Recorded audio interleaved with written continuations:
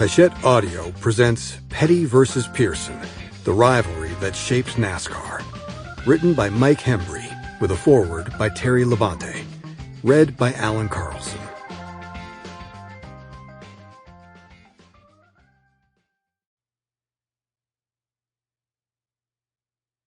What could be more beautiful than Petty and Pearson running flat out, Dixie style, belly to the ground, chasing a hurrying sundown? Atlanta Journal sports writer Bill Robinson, November 1967. Foreword by Terry Labonte. Two of the best. In early 1968, my parents bought a brand new Ford Torino, and the salesman gave me a poster of David Pearson's Holman Moody Ford.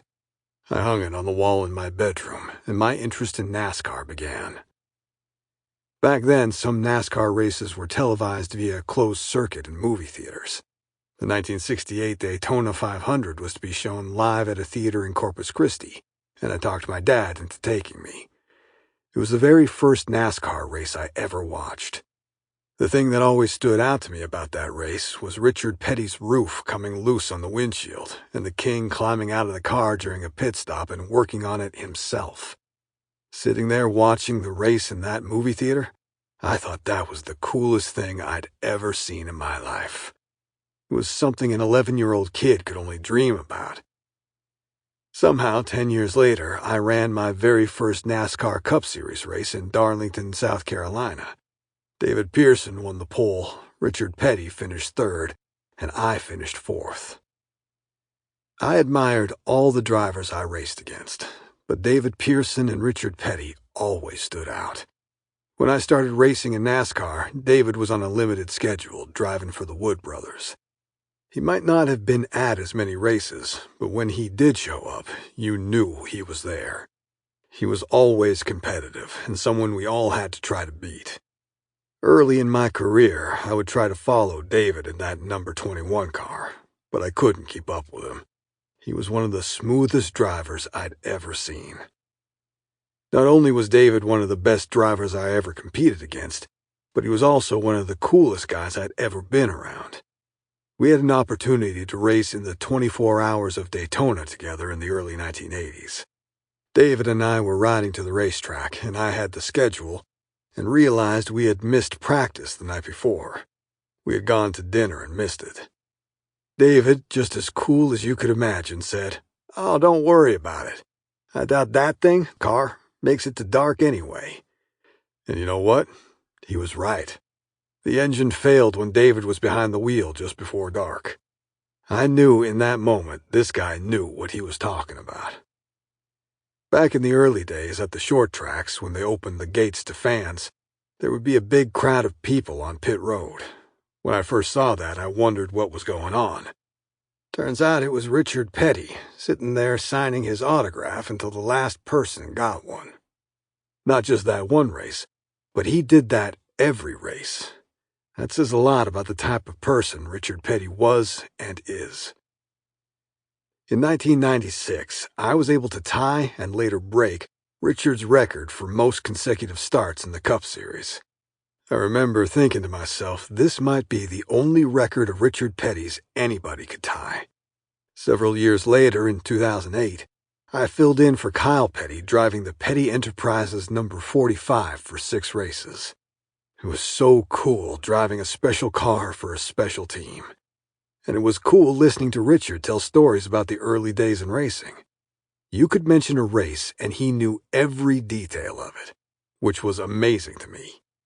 I was just proud to be mentioned in the same article as Richard Petty, much less drive for him. The guy won 7 championships and 200 races and made thousands and thousands of fans happy with his autograph and picture. He really is the king. David and Richard were 2 of the best drivers our sport has ever seen. It is amazing that they finished first and second 63 times in their careers. Just imagine how different the records might look if one of them hadn't raced. I can't think of any 2 people that did more for our sport than David Pearson and Richard Petty. Texas native Terry Labonte, a member of the NASCAR Hall of Fame, won the Cup Series championship in 1984 and 1996. He raced in NASCAR's top series from 1978 to 2014, winning 22 times. He was named one of NASCAR's 50 greatest drivers and later one of the sport's 75 greatest drivers. Preface: The rivalry that fueled the sport. A couple of hours before they would race again on a NASCAR track, Richard Petty and David Pearson sat side by side in the pre-race drivers' meeting. Before the meeting opened, Petty leaned toward Pearson's right ear and said, "You ain't worth crap." A week later, Pearson caught Petty off guard, walked by him, and said the same thing. "You ain't worth crap." It was a running joke, a shared laugh between two of the greatest drivers in motorsports history. Rivals. Both were worth millions, their talents clear in ways even beyond the dollar figures and statistics. Petty would total 200 NASCAR Cup victories. Pearson would win 105. Between them, they recorded 10 Cup championships. Across the years, they had the sport's biggest rivalry, battling for stock car racing's high ground hundreds of times. They crossed swords at numerous crossroads as NASCAR grew and prospered, and they finished their decorated careers heavy with honors and glory. Longtime NASCAR official Mike Helton witnessed the Petty-Pearson rivalry as a fan years before he started working in the sport. "Richard and Petty Enterprises needed someone," Helton said. "If they beat everybody hands down, then his success was not as valuable as it was when he had to fight to win races. David Pearson and the Woods brothers was the group that made that happen, and NASCAR was the beneficiary. I think their rivalry, is the standard, which makes it the most dominant. When you start talking about rivalries, that's where you start.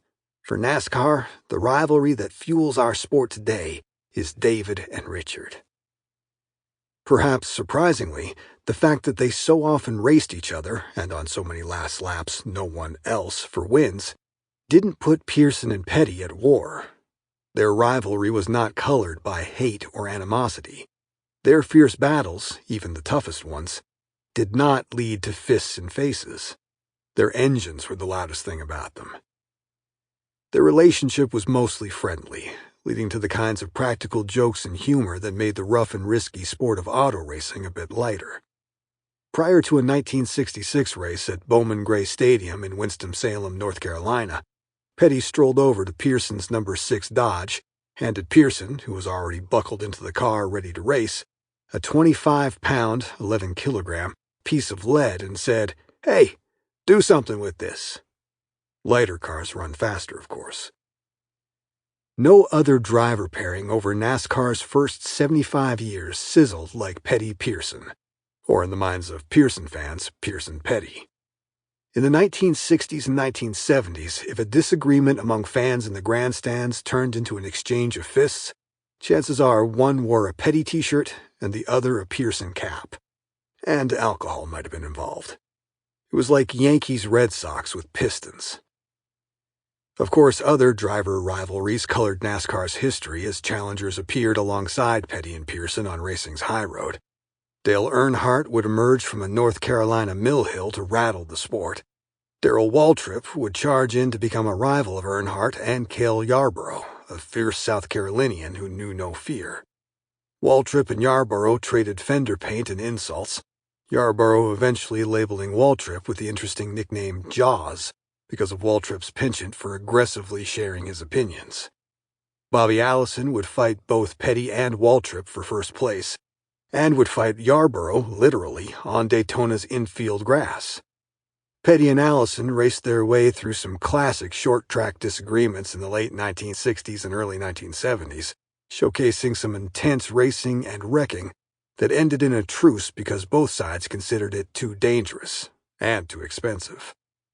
Jeff Gordon, Jimmy Johnson, Tony Stewart, and other greats would join the fray at the top. The Petty-Pearson rivalry reached deeper than any other. They created one-on-one drama on track in NASCAR's growing years, and on many Sundays, a few Saturdays. Sample complete. Ready to continue?